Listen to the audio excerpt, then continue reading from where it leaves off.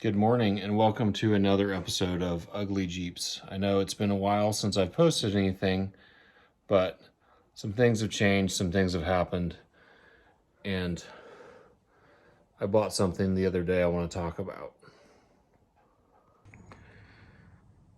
So this right here is our latest purchase. It is not by any means what we normally look for or buy or do anything with in Jeeps, but this one was, well, really comes down to the price is right, and if I didn't buy it, Steve was going to buy it, and we'd be stuck with it anyway. But it is a 1966 CJ5. It's actually pretty cool. It's got a lot of really weird things done to it and a lot of really cool things done to it. It came from Southern California, and then it spent some time in Utah, and then it's been out here on the Oregon coast for the last couple of years, just sitting under a carport going to hell. About 5 days ago, a buddy of mine came to me and said, "Hey, I know where there's a good deal on a Jeep. You should buy it." And I was like, I really don't need another Jeep because I've got Jeeps literally everywhere that I don't have time to work on right now. But he encouraged me to go take a look at it, and I talked Steve into going and looking at it with me after he called and talked to the guy, and the guy kind of wanted a lot more money than we could really pay for it. But we got him negotiated down to a pretty good deal, and so we bought it and brought it home. It's kind of a time capsule, so I don't really know what we're going to do with it at this point. I think we're going to clean it up and probably sell it. It is growing on me, though, so I don't know. I don't really know what the fate of it is at this point. We've got way too many projects. You can see we're still working on our monstrosity M38. We got number 7 over here, getting a new transmission, transfer case, clutch. It's up for sale right now for, I don't know, make me an offer. I'd like to get $4,500 for it, but I don't know. Let's negotiate. Anyway, this thing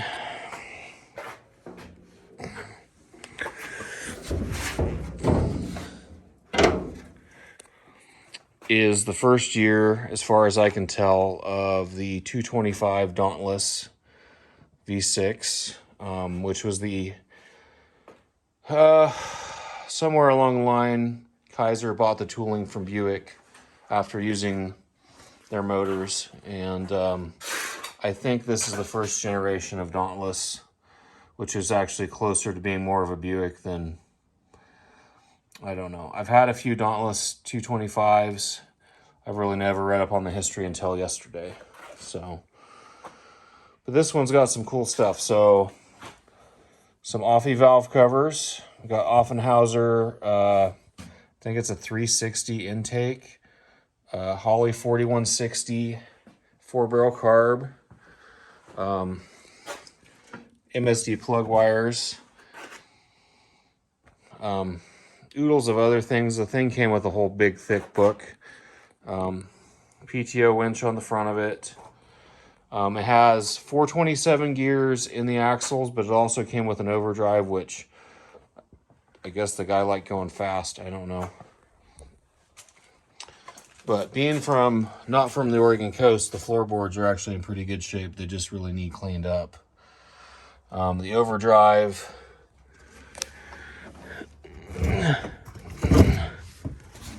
is hashed, so it's off of it right now. And I don't know if it's going to make it back on there. With 427s, this thing's got to be plenty fast. So it's got a wonderful white bikini top. Some gnarly old racing lap belts. More shifters than you can throw a stick at.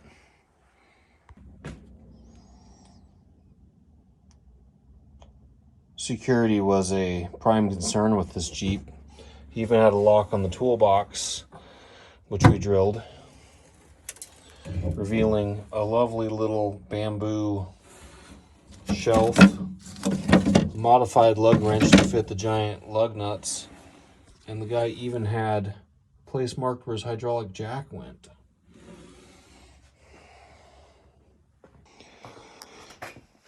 Okay, so we pulled the front diff cover, and looks to be power lock. The tag on the diff said 488 gears and not the 427s we thought it would be. But that's a cool surprise, which these big 32-inch tires, it'll make it go that much better. So just keep kind of finding more and more cool little bonus stuff. We jacked up the rear, and it appears to be locked up as well. So whoever built this thing really built it to be used, but it's kind of cool.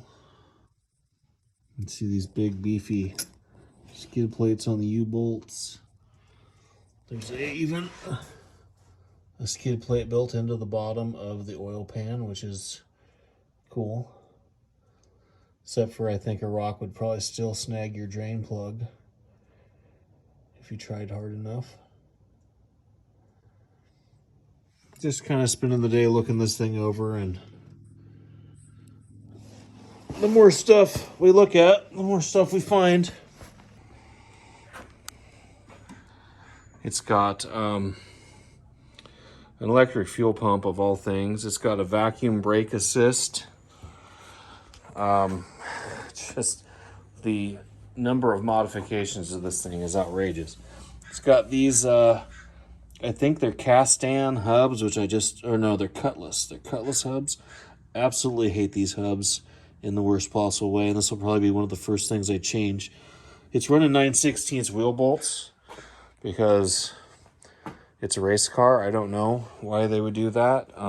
Dual fuel tanks. The skid plate and the U-bolt plates are all beefed up. They're all like really thick metal, so they can't get hung up on rocks. I really don't know. I wish I knew more of the history of this thing. Maybe I'll research the guy that owned it to see, but it, I don't know. It was a good deal, so now we have it. It's got like a 1/4-inch thick license plate holder. You don't ever want to crush your license plate, that's for sure. These are the turn signals, and they've got little guards on them.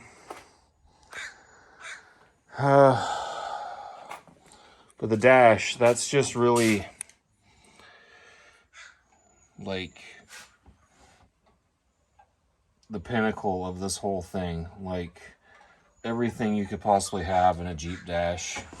Like, I think these are auxiliary power ports. I don't know. Must have had a CB in there. You can see back through this hole the MSD ignition box. It's got a hidden air compressor under here. Just like the more we look at it, the more stuff I find that's just like, I don't know, did the dude just have every thing from J.C. Whitney, just order one of everything? It's got, if you can see that, it's got Rancho Leafs on it, which is kind of cool. They don't make those springs anymore. I'm guessing they're probably like a 1.5-inch lift, maybe 2.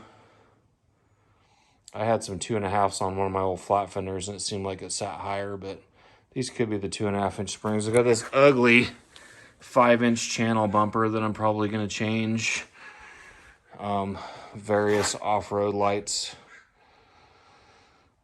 It's really cool, is this fair lead, which is just like an actual proper, looks like it's a proper Ramsey mount and fair lead, which is pretty cool. If I do anything like a lot of parts changing, I'll probably take that off and sell it along with the PTO. Because this thing I think would just look good with like an 8274 Warn or an old Bellevue. And then just a normal stock bumper. Because I just hate, like, there's the perfect width of Jeep bumper. And that is not it, in my opinion. So Steve's up watching the football game. At some point in time today, we're going to dig into the wiring and see why the headlights aren't working. Jack it up, take the tires off. This is the only brake that was working when I brought it down the driveway off the trailer. That was kind of sketchy. But it really just fires right up and runs. I've never had an easier starting Jeep, which is pretty crazy. That alone just makes me just love it. I don't know. It's got some rust and some Bondo. I'm probably gonna, I think that I'll probably chisel that all out and try to do that do better on that. I don't really like that. They made these corner guards for it, and then they used like, what's that, cork gaskets. And it's got the old white tailgate chain things. Honestly, I wish they still made white soft tops and bikini tops, because I don't know, there's just something about a white top on an old Jeep, especially if it's like red or green, that just kind of makes the thing pop. So I'm sure there's other things I'm forgetting about. There's just so much stuff. It's like so much to look at on this thing that I've only spent about 20 minutes collectively just going over it and looking at it since I bought it. And every time I do, I notice new stuff. It's kind of just like a giant Where's Waldo of 70s and 80s aftermarket parts. But I don't know. There's the dilemma. Do I undo all the old man mods and make it my own, or do I shine it up and sell it with all the old man mods on it?